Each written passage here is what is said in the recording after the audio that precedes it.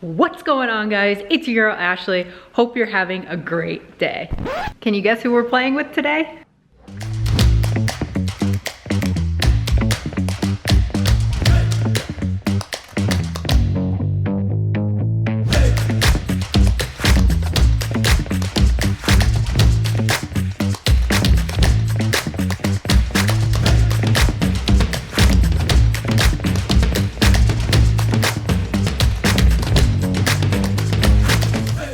That's right, today we're playing in another Rampage and Mariano meetup game, this time held at MGM Grand. The 2-5 at MGM is uncapped, but most people at this table are buying in between $500 and $1,500. I'm squarely in the middle with a buy-in of $1,000 to start. We pick up the Cowboys 30 minutes into it, under the gun, and raise it up to $15. Folds around to the small blind, and after about 30 minutes of not much action at this table, he has ordered a whiskey and 3-bets me to $60. Big blind folds. When it's back on to me, I ask him how much he has, and with my stack being the effective stack at 200 big blinds, I'm looking to put more money in this pot. So I 4-bet and I make it $180 to go. He snap folds, and so I ask him, just messing with me? And we move on to the next hand. A few minutes later, I pick up King Queen offsuit on the button and make it 15 to go. The big blind, 3-bets, I get 3-bet again, he makes it $55, and out of all the hands I'm opening on the button, King Queen is definitely up there, so I'm gonna make the call for $40 more. Heads up, we go to a flop of Queen Jack 5 Rainbow. So we flop top pair, our opponent bets $45. Pretty small sizing. Easy call for me. I've tossed in the 45 bucks. The turn is a 7 of clubs, bringing a backdoor flush draw. He continues for $80 this time, still betting quite small, and I think it's a pretty simple call on the turn. The river now is the 8 of hearts, so I wasn't expecting him to bet this river too often, and when he does finally bet, he makes it $120. So this is only a third pot size bet. It's like, I just want to flick in the call and just pay to see it because it's so small. But I started to kind of level myself and think, man, is he 3-betting with Queen 10 suited here and then value betting worse on the river? I don't think so. I don't think he's gonna 3-bet Queen 10 suited pre. A lot of people just call the big blind. So I talked myself out of it and end up landing on a fold. It just felt like he had it, was trying to get paid off on the river. He does flash me the Ace of Hearts. You got a good one to show? Just Ace of Hearts? I don't know. I want to make the vlog, but I think I want to make the vlog on Showdown, not showing showing a really good hand. I had Ace Queen. You had Ace Queen? Okay. The big blind also thought that he had Ace Queen and I had King Queen. So moving on to the next one. Next time I'm in the hijack, I have King Queen of Diamonds and open it up to $15. Cutoff is a new player to the table. He makes the call. And when it folds around to the small blind, he says, Camera's rolling. I have to go. I don't want to tighten you up here. So it's just me in the cutoff to the flop, which comes down 10, 9, 3, 2 spades and a diamond. I continue on this board. I have 2 overs and a gutter. I don't really want to check call, so I bet $20. Cutoff makes the call, and the two of us see the Jack of Diamonds on the turn. Big! We make the absolute nuts with the redraw to the flush, so obviously we're going to keep betting on this turn, try to get value from spades, a 10, any other draws that he might have, worst straight, you get it. We got the nuts. We're betting. So I bet $55 into 77, just upping my size a little bit on the turn. He makes the call. The river now comes the 5 of clubs. So all of those flopped flush draws miss. If whatever he called with on the turn that was for value, he might be tempted to call here on this river as well. So I think for a little while and land on a slight overbet sizing of $210. Especially when all the draws miss, I want to go large and kind of polarize myself in case I had those missed spades. He thinks for quite a while and lands on a fold. So we take down another one, still down a tiny bit of money on the session, but happy to be trending back up in the right direction. The action at this table was a little bit slow to start this game, so we introduced some bomb pots and tried to spice up the action. Our first bomb pot went like this. We don't have any cards. I was like, we need cards first. Raise. I'm playing the board, guys. The cards that I eventually get don't connect with the boards. I muck and start to have some fun with my neighbors. Engineer bets. Military calls.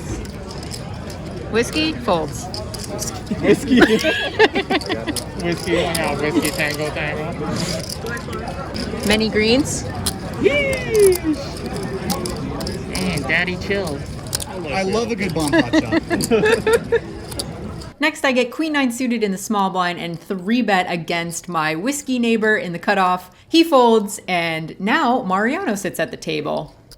He immediately amps up the action at this table, and everybody starts straddling. So in this hand, there's a $10 straddle. I'm in the cutoff and have ace deuce of clubs, raise it up to $30. Folds around to Mariano in the $5 big blind, and he just makes the call. The two of us see a flop of ace 8-7 rainbow. When he checks it to me, I'm going to pot control this one. It's a hand that I can call on the turn and most rivers, so I'm going to put this in the medium strength hand category. So I check it back, and the turn is a deuce of diamonds, giving us top and bottom pair. Checks again, and I'm going to go ahead and bet $40 into 67. He doesn't take a lot of time in most actions, and here is no exception. He makes it 125 to go. So betting out 40, he raises immediately, obviously not going anywhere with 2 pair, so I make the call. I want to keep in all his bluffs, and I know he's capable, so I'm going to slow play this one. The river is the 6 of hearts, so some sort of draws that he could have check raised on the turn come in, but again, I have 2 pair. I'm not going to be folding to somebody who's as capable as Mariano. He leads for $300 on this river, almost a pot-sized bet. Sticking to the plan, I toss in the call, and he snap whips over Jack 9 offsuit. So he turned his gutter into a bluff on the turn, continued on the river. Unfortunately for him, I have 2 pair and take down a nice sized pot. We're now 2 hours into this game, and the past 15 minutes since Mariano sat down have been the most action-packed. In this hand, I'm in the hijack with ace jack of clubs and raise it up to $30. The button makes the call. Mariano, in the small blind, raises it up, no surprise, to $150. Folds to me, and I think I'm going to continue with this hand, especially once button just calls. I think it's good enough, beats some of the things that he's 3-bet squeezing with, and just is a very nice playable suited hand in position. I flick in the $120, and the button wakes up over there and makes it $550. He 4-bets now after just calling pre, so very suspicious of this 4-bet. But as soon as it gets to Mariano, he takes a look at the button stack, which was around $14.50. He had 2K himself, had me well covered, so he 5-bet jams all in. With all this action, ace jack is going up in flames. Okay, I guess I fold. And as the flop comes out, queen high, Mariano reveals he has pocket queens. Didn't get to see button's hand. I'm very curious about his hand in this spot. He made one comment that the turn was a very interesting turn, so not sure what he had, but Mariano takes it down, and happy to see a pot go his direction.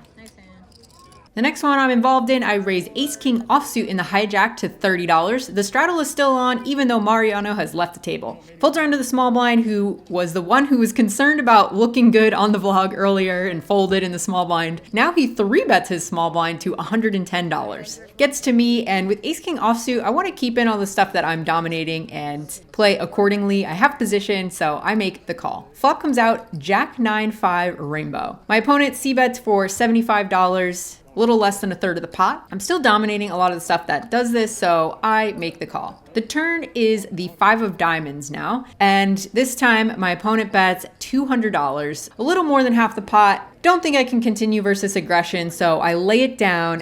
You win. Thankfully, my opponent flips over his hand. We made a good laydown. He had ace jack offsuit, and he gets to be in the vlog a winner. And when you're not gaining any traction in a cash game, what's more fun than walking 10 feet away and seeing a impromptu magic show? You got the card in your head? Yeah. You had a free choice, right? I didn't tell you to choose a... Can I switch it? Yeah, whatever you want. Yeah. I'm not going to switch it. You're not going to switch it? All right, so you're locked in on that card, right? All right, this deck's been right here the entire time. What's the card you're thinking of? That's it? Yeah, say it out loud to everybody. 7 of spades. 7 of spades. Do you want to change your mind, or are you happy with that? No, I already thought about changing it. I didn't change it. 7 of spades. You thought, so this was I remember earlier I said I took the 4 aces and I turned them face up, right? Look, so we have the ace of hearts, we have the ace of clubs, the ace of diamonds, and the ace of spades. Turned over the 4 aces. But this is what's nuts. Those are the only cards turned face up in the deck. But this is what's really crazy, I actually got these aces from a different deck, and I wrote something on the back. Tell everybody what card you thought of again. The 7 of spades. The 7 of spades. That's why I took these aces and I wrote the 7 of spades.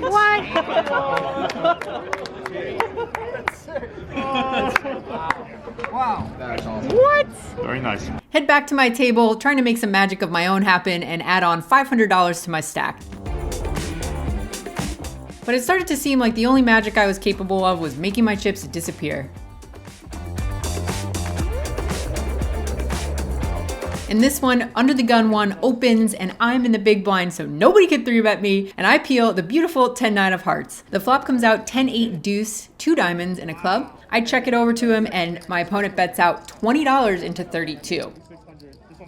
The turn now comes another 10. So finally, we're making a good hand. I have trip 10s here with the 9 kicker. 2 flush draws on the board though. And if he had something like an overpair or some sort of draw, he might be tempted to check back on this turn card. So that's why I bet out $40, led right into him. He thought for a little bit and he finally makes the call. The dealer puts out a jack of hearts on the river. All the flush draws miss. And so now I want to go for value against an overpair, queens, kings, aces, maybe a hand like jack 9 or queen jack that had straight draws that now hit top pair on the river. So I bet out $100 into 152, about 2/3 the pot. My opponent does not call though. He jams all in for $425. Oh, putting me through the ringer. Let me tell you why this isn't just a snap call. If he had queens or aces or jack 9 or queen jack, he would just call this river. What is he doing this with for value that I can beat? Absolutely nothing. He does this with better 10x. He does this with pocket 8s or pocket deuces. He does this with jack 10, queen 10 plus. So I'm not beating any of his 10x holdings here. He opened from under the gun in 1, so he doesn't have anything worse than 10-9 here when he opens that early. He also has queen 9 of diamonds, queen 9 of clubs, 7-9 of diamonds, 7-9 of clubs. Those types of hands all would play this way and would raise for value. He also has pocket jacks that just called a turn and rivered a boat. But what are his bluffs? That's what I need to know. What is he bluffing with here? Because if I can't figure out any bluffs, then 10-9 is such an easy fold, right? Because I don't beat any value. And I just couldn't really come up with anything. What could he be bluffing with? He would probably use a hand that has a 9 in it, which I have. So I'm blocking some of the things that he would be bluffing. If he wanted to take a hand like king 9 of diamonds or king 9 of clubs and turn that into a bluff on the river because he blocks a lot of completed straights, that's possible, but I'm still reaching here. So I really couldn't figure out what bluffs he had. I honestly don't think he would jam river with an overpair. He has to be afraid of the 10 if he has an overpair. So, and with all that being said, I made a pretty disciplined laydown. I was pretty confident at the time. So make the laydown, and what do you know? My good old friend, 2 seats away from me, whips over 9-6 of diamonds. What? First of all, he's opening it from that early position. Now he's turning it into a bluff. Absolutely owns my soul and just had the 9-6 of diamonds. So well played, sir. Great bluff. You really, really got me. I didn't give you credit for having that type of bluff. And actually, to be honest, in my defense, later on we learned that that's his favorite hand. I think that I just actually kind of got unlucky that he had 9-6 of diamonds or 9-6 of clubs that he was willing to make this play with because he wanted to win with his favorite hand. So that kind of came into play. This was a good combo for him to have, so good on him. But in general, maybe people might start trying to bluff me a little more just to get on the vlog. For sure reason to watch. Look at that. Look at that. Can you want to? That's No, I don't know that's a if I wanna smile of a smile. bluffer right there. He has a 69 pin. I had such a blast at this table, so even though they're just whipping bluffs over in my face, I stuck around for about another hour and a half, tried to grind a little bit more out of the hole. Rampage did play at our table for about 30 minutes. I never got into any hands with him, but when he left, the table kind of died down and it was time to rack up.